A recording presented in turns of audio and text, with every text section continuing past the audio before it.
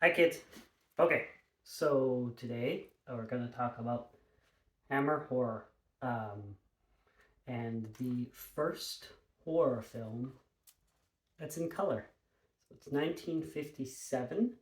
But how do we get all the way to 1957 without a horror movie being in color? So there's a couple reasons. One reason being the Hays Code and restrictions on what can be shown in film.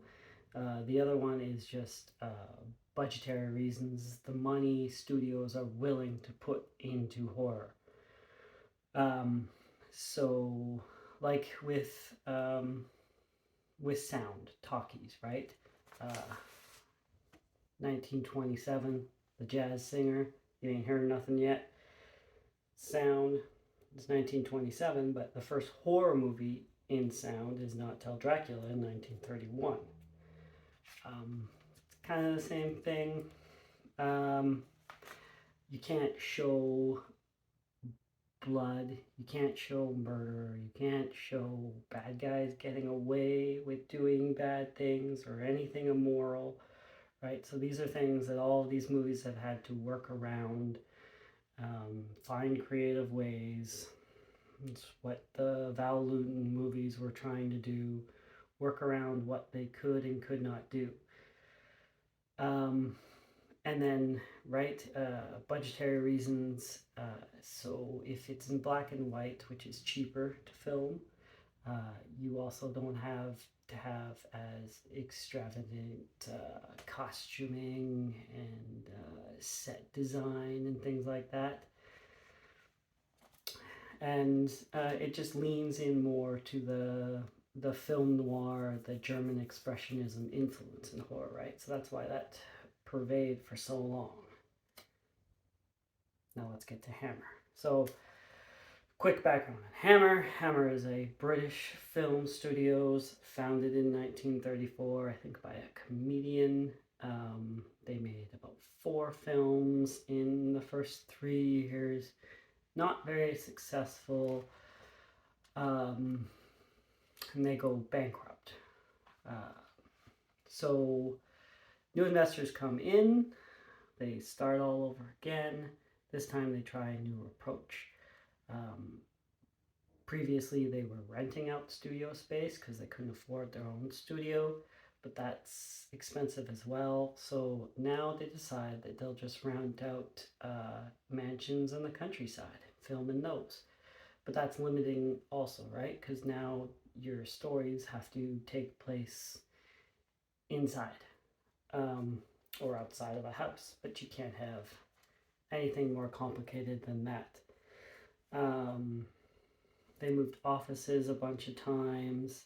1951, they signed a deal with an American distributor so then they can have their films shown across the pond. Um, but the stipulation with that is that they have to have American leads in those films, right? So then they start making um, sensational movies, leaning in titles that imply that they are maybe X-rated movies, right? Trying to get the shock value, get people into the seats that way. Well, they're not X-rated movies, but they're leaning into that, and that strategy works all right for them, so they decide to make a horror film. Um, so, the first one they make is The Curse of Frankenstein. Um, as with all or majority of the Hammer horror, you've got your three principles. There's the director, Terence Fisher, um, and then there's usually your 2 stars, Peter Cushing, Christopher Lee. So, Curse of Frankenstein, Peter Cushing is the doctor, Christopher Lee, and he's big, imposing, he's quite tall. He is the monster. Both actors up to that point um, didn't really have much success on screen, anyways. Both kind of Shakespearean, classically trained British actors, as was the time. Peter Cushing, I think, at one time tried to go across the pond and make it in Hollywood, and he was unsuccessful. He couldn't fake an American accent, and he knew he couldn't, and he didn't want to try. So they get cast in The Curse of Frankenstein, and it becomes a hit. It's in color, vivid red blood. The Hammer horror series is what inspires Roger Corman to make the Poe series with Vincent Price that I mentioned in the Vincent Price video and the Roger Corman video. And yeah, so that movie is a success. The script for that went back and forth for a while. They had to tweak it a lot because, as I mentioned in the Dracula video and the Frankenstein video, Frankenstein was already in the public domain. Mary Shelley had been gone for quite a while. The work was a lot older than Dracula is. So when Universal made their Frankenstein, they bought the rights to the stage productions, and then they made their Frankenstein and they trademarked the look of Frankenstein, the work of Jack P. Pierce. So this movie had to thread the needle of not doing anything that Universal had done that wasn't in the books, but also do their own thing, right? They had to get people into the audience somehow. So they did that. It was a big success. Next, they wanted to do Dracula, which is more tricky because Dracula is not in the public domain. Universal owns all of it. They bought the stage productions. They bought the rights to the novel. It's theirs. So they have to make a deal with Universal to make Dracula, starring Christopher Lee. So Christopher Lee, his Dracula is carrying on from what Bella's Dracula is, but more menacing, right? He could be the upstanding gentleman and then turn it on and be that vicious killer.